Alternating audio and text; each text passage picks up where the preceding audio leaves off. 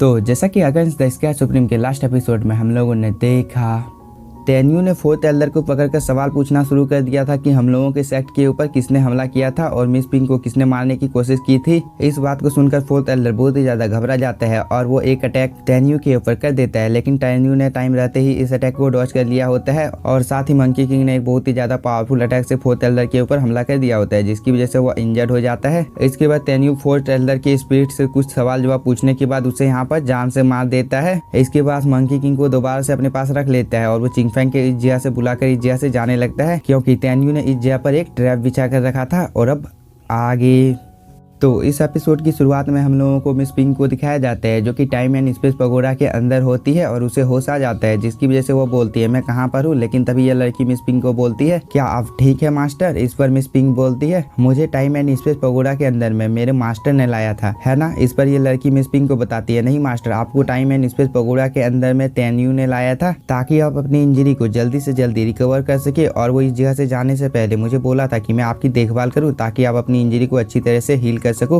और साथ ही तेन्यू ने मुझे ये भी बोला था कि जब आप होश में आ जाएंगे तब मैं आपको बता दूं कि तेन्यू ही जब तक आप इंजर्ड हैं तब तक हम लोगों के सेक्ट की देखभाल करेगा। इसलिए अब मुझे भी इस जगह से जाना चाहिए, क्योंकि टाइम एंड स्पेस पगोड़ा के अंदर में एक फ्लोर पर एक ही व्यक्ति कल्टीवेशन कर सकता है, इसलिए मुझे 107वें फ्लोर पर जाकर कल्टीवेशन करना चाहिए। और साथ ही जब आप अपनी सभी इंजरियों को हील कर लेंगे तब मैं दोबारा से आपसे मिलने के लिए आऊंगी, इसलिए मुझे इस जगह से जाने की इजाजत दीजिए। इस पर मिस पिंक भी हाँ बोल देती है। इसके बाद ये लड़की इस जगह से जाने लगती है, लेकिन तभी वो रुक जाती है। इस चीज को देखकर मिस पिंक बोलती है अगर तुम्हें कुछ बोलना है तो तुम बोल सकती हो। इस पर ये लड़की बोलती है हम लोगों के सेक्ट की जितनी भी जिम्मेदारी है उन सभी चीजों को तेन्यू को दे दिया गया है, क्या इस चीज की वजह से कुछ गड़बड़ नहीं होगी ना। इस पर मिस पिंक बोलती है मुझे तेन्यू के ऊपर पूरा भरोसा है, वो हम लोगों के सेक्ट की देखभाल अच्छी तरीके से करेगा। इस बात को सुनने के बाद ये लड़की भी इस जगह से चली जाती है और मिस पिंक इस जगह पर कल्टीवेशन करने लगती है। लेकिन तभी यह सीन कट होता है, हम लोगों को चीफ टैंग को दिखाया जाता है जो कि कल्टीवेशन कर रही थी। लेकिन तभी यहाँ पर एक लेडी आ जाती है, जिसे देखने के बाद चीफ टैंग बोलती है क्या यहाँ पर 5 एल्डर आ रहे हैं।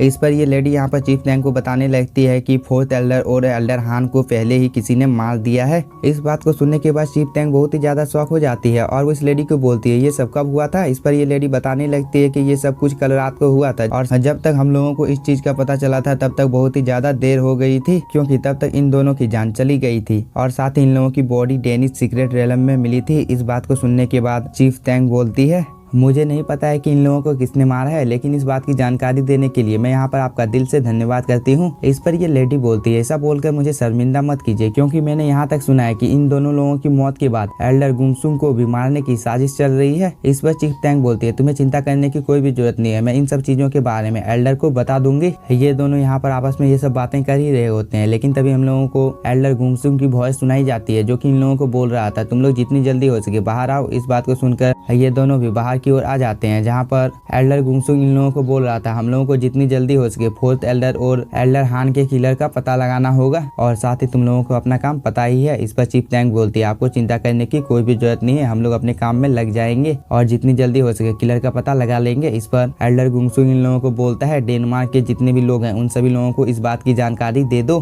क्योंकि मैं देखना चाहता हूँ कि किलर को सबसे पहले कौन ढूंढ पाता है। और वो ये बोलकर इस जगह से चला जाता है। एल्डर गुमसुम के इस जगह से चले जाने के बाद ये दोनों भी इस जगह से चले जाते हैं। इसके बाद हम लोगों को इस असेसन को दिखाया जाता है जो कि कल्टीवेशन कर रही थी, लेकिन तभी इस जगह पर तेन्यू और चिंगफेंग आ जाते हैं, जिसे देखने के बाद ये असेसन बोलती है ये दोनों क्या अब तक नहीं मरे हैं। और वो ये बोलकर अपने स्पेस रिंग में कुछ देखने लगती है, जिससे उसे पता चलता है कि उसके साथी मारे गए हैं, जिसकी वजह से वो थोड़ी सी शॉक होती है, क्योंकि उसके साथी बहुत ही ज्यादा पावरफुल होते हैं। इसीलिए यहाँ पर उसे कुछ भी समझ में नहीं आ रहा था कि तेन्यू ने उन लोगों को आखिरकार कैसे मारा। और वो ये सब बोलने के बाद में अपनी एनर्जी को रिलीज करने लगती है, जिससे उसे पता चलता है कि आसपास में 9000 मील तक कोई भी नहीं है। इसलिए वह इस मौके का फायदा उठाकर तेन्यू को यहाँ पर जान से मारने की साजिश करने लगती है और उसने यहाँ पर अपने एक बहुत ही ज्यादा पावरफुल अटैक को भी क्रिएट कर लिया था और उससे तेन्यू के ऊपर अटैक करने के लिए आने लगती है। और इस चीज के बारे में चिंगफेंग और तेन्यू को टाइम रहते ही पता चल गया था, लेकिन तेन्यू इस चीज को देखकर बहुत ही ज्यादा शौक था कि इस लड़की की स्पीड बहुत ही ज्यादा है। लेकिन तभी चिंगफेंग बोलती है इसने तो डिवाइन सोल रेलम के 7th लेवल को ब्रेक थ्रू कर लिया है, जो कि हम लोगों के लिए एक अच्छी बात नहीं है। लेकिन तभी हम लोगों को इस लड़की को दिखाया जाता है जो कि अपनी पावरफुल अटैक से इन लोगों के ऊपर अटैक करने के लिए आ रही थी, जिसकी वजह से उसके आसपास में जितने भी माउंटेन होते हैं वो एक ही झटके में डिस्ट्रॉय होने लगते हैं। इस चीज को देखकर तेन्यू चिंगफेंग को लेकर इस बोट से भागने लगता है ताकि वो लोग अपनी जान को बचा सके। और साथ ही तेन्यू ने यहाँ पर मंकी किंग को भी समन कर लिया होता है और उससे बोल दिया होता है कि तुम इस लड़की को जान से मार दो। इस बात को सुनने के बाद मंकी किंग भी अपनी पूरी स्पीड के साथ में इस लड़की के ऊपर अटैक करने के लिए जाने लगता है और साथ ही इन दोनों के अटैक यहाँ पर आपस में टकरा जाते हैं, जिसकी वजह से एक बहुत ही बड़ा ब्लास्ट होता है और इस चीज की वजह से इस बोट के यहाँ पर चिथड़े उड़ जाते हैं और इसका एक टुकड़ा जाकर चिंगफेंग को लगने ही वाला होता है। लेकिन तभी स्किन ब्लैंक हो जाती है और हम लोगों को इस असेसन को दिखाया जाता है जो कि बहुत ही ज्यादा इंजर्ड हो गई थी और इसे तो अपनी आंखों के ऊपर भरोसा नहीं हो रहा था कि आखिरकार ये बीस्ट इतना ज्यादा पावरफुल कैसे हो सकता है और ये बोलने के बाद नीचे की ओर गिरने लगती है। इस चीज को देखकर मंकी किंग बोलता है ये लड़की कितनी ज्यादा कमजोर थी। लेकिन तभी हम लोगों को तेन्यू और चिंगफेंग को दिखाया जाता है जहाँ पर चिंगफेंग की जान बचाने के लिए तेन्यू उसके सामने आ गया था, जिसकी वजह से वो सभी अटैक तेन्यू को लग गए होते हैं, जिसकी वजह से वो बहुत ही ज्यादा इंजर्ड हो जाता है। इस चीज को देखकर चिंगफेंग बोलता है ब्रदर तेन्यू आप तो बहुत ही ज्यादा इंजर्ड हो गए हो और वो ये बोलने के बाद में उदास हो जाती है। लेकिन तभी तेन्यू उसे शांत करते हुए बोलता है तुम्हें यहाँ पर चिंता करने की कोई भी बात नहीं है, ये तो एक मामूली सी चोट है। और वो ये बोलने के बाद में अपनी स्पिरिचुअल एनर्जी को रिलीज करने लगता है, जिसकी वजह से एक ही झटके में ये सभी चीजें उससे दूर हो जाती है और तेन्यू दोबारा से नॉर्मल हो जाता है। इस चीज को देखकर चिंगफेंग बोलती है क्या सच में तेन्यू तुम्हारी सभी चोटें ठीक हो गई है या तुम मुझसे यहाँ पर झूठ बोल रहे हो। इस पर तेन्यू बोलता है मैं यहाँ पर बिल्कुल सच बोल रहा हूँ, मेरी जितनी भी इंजरी थी मैंने उन सभी को हील कर लिया है, लेकिन फिलहाल के लिए हम लोगों को इस असेसन को देखना होगा जिसने हम लोगों के ऊपर इतना ज्यादा पावरफुल अटैक किया था। और वो ये बोलकर इस असेसन के पास जाने लगता है। इसके बाद हम लोगों को एक फॉरेस्ट का सीन दिखाया जाता है जहाँ पर ये असेसन गिरी हुई होती है और उसके सामने मंकी किंग आ गया होता है और वो इस असेसन की ओर जाते हुए बोलता है ये लड़की बहुत ही ज्यादा कमजोर है। और वो ये सब बोलने के बाद में यहाँ पर बहुत ही ज्यादा गुस्से में आने लगता है क्योंकि इसने तो यहाँ पर अपने 10% पावर का भी यूज नहीं किया था और ये असेसन यहाँ पर हार गई है, इसीलिए मंकी किंग इतना ज्यादा गुस्से में लग रहा था।